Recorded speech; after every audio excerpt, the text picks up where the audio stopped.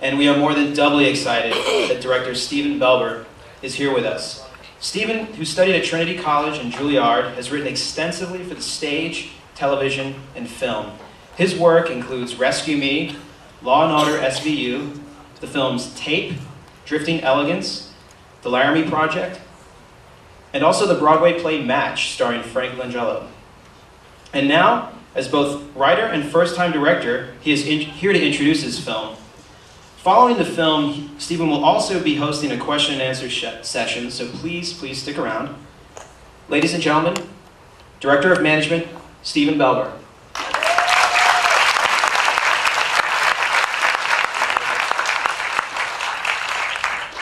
Thank you, Chris.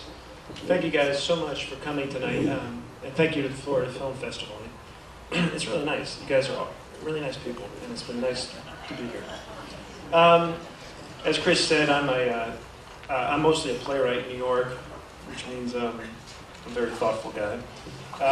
But I try to make my money by writing big, epic, ambitious screenplays that never get made in Hollywood.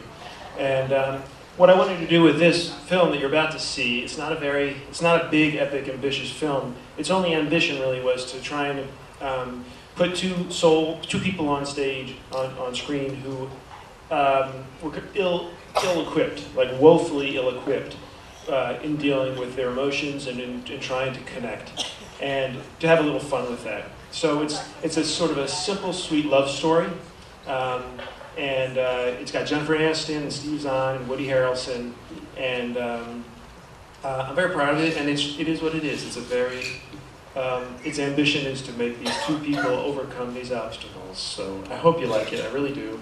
I will sit around afterwards for questions if you want, or you can throw things at me, or you can ask me what Jennifer Aniston was like, or anything. I would love to talk. And thanks again for coming, and thank you to the festival. This is really nice.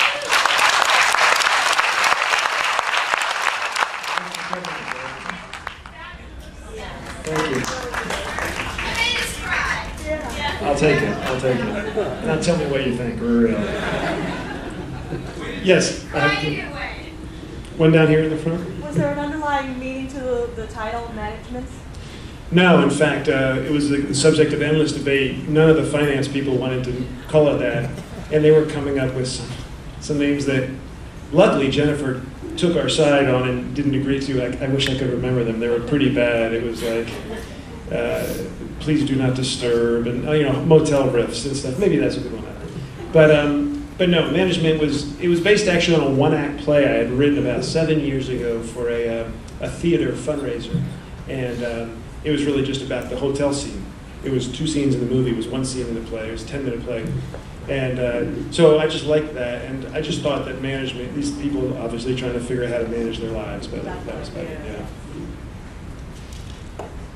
Anyone else? Why Kingman? Why Kingman? Because we were shooting in Oregon, and we needed, I had originally set it down in like more southern Arizona for some reason, but I needed to duplicate the high desert feel. And eastern Oregon, for some reason, has that exact same feel as places like Kingman. And of all those towns, I wanted that sort of size town. And I wanted a place people travel through. It's an old Route 66 town. And it just felt right. I wanted something sort of forgotten and antiquated in a way, and around that size. So no special reason. Yeah, over there. How did Fred Ward get involved? Fred Ward is, I don't know why, I love this guy, and we were looking around, and yeah, he's awesome. And he came in, I was having some meetings with people. There was the casting agent who really wanted to, I was saying this to someone earlier, cast Chevy Chase, because Chevy Chase wants to be like Bill Murray and sort of have a comeback as a more serious actor. And so I had a meeting with Chevy Chase, and I was told, of course he won't audition, but he would meet with me. And I was very moved and stuff. But for some reason I didn't want to put he and Jennifer Aniston in the same movie. I thought didn't want to send that signal in. And then Fred Ward, we were auditioning people in LA, and he walked in and auditioned, and in the most humbling way. And I was embarrassed because he's such a good actor. So it was just someone the casting agent thought of, and I was like, yes, absolutely. I wanted that stoicism.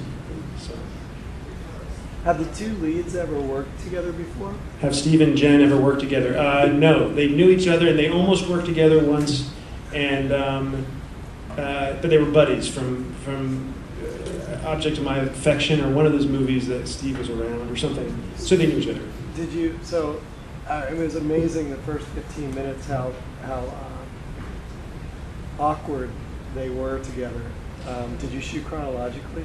No, we didn't, but we rehearsed. Luckily, Jennifer and Steve both agreed to rehearse for almost a week beforehand, and we did that all chronologically. So, and it was really, I'm a theater guy, and it was really, for me, a dream to have just the three of us in a room going through these scenes. It was the one thing I was familiar with. I had never directed a movie, but I knew how to work with actors a little bit. And so we just worked through the emotional arcs of the play. So when we shot out of order, it made they were good enough that they could just figure it out. Yeah, they were amazing. They were really good. Yes, sir. It was very difficult to direct so many close-ups of these actors. A little bit. Jennifer definitely has a close-up. Close-up stick a little longer than Steve's.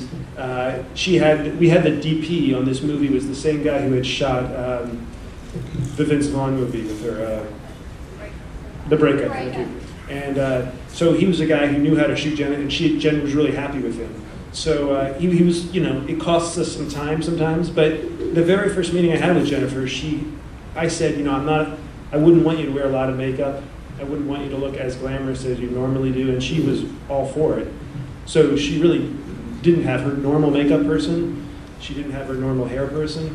We were doing a screening, a test focus group screening or something in LA, and that sounds pretty stupid, LA, but the first person who raised their hands afterwards was like, "Where was Chris McQuilkie, her hair person?" Like people know her hair people. I was like, "He wasn't on this film. I'm sorry." When did you shoot the movie, and how long did it take to shoot?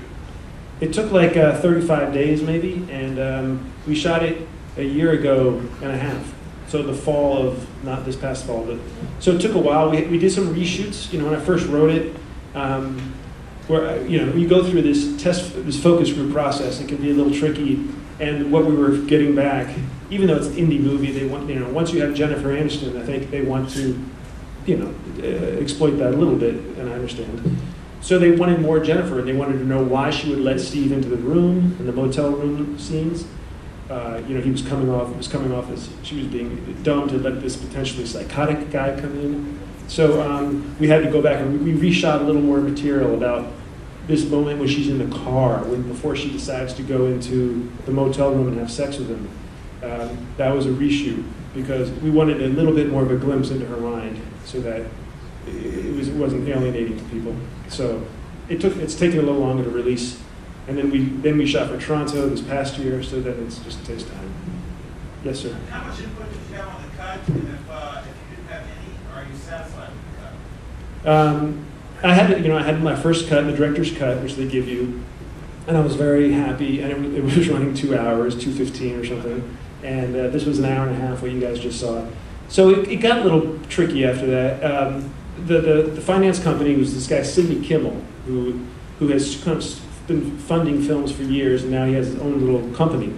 And the guy who runs it's a very lovely, smart man, but he had to make the money back, and so there was a lot of this was built to be a $2 million movie without Jennifer Aniston. And when Jennifer came along, the budget grew and the expectations grew. So there was a tension there about there was lots of scenes that were a little more raunchy, that were a little bit more non sequitur funny kind of stuff that I thought was funny, but it doesn't really gel with the film. As you can tell already, the film sort of jiffy pops into farce at moments, and that can jolt an audience. You condition I'm curious how you people felt about that, but you set up a certain tone and you break the tone, and it's not nice. So there was tension about how to get the correct.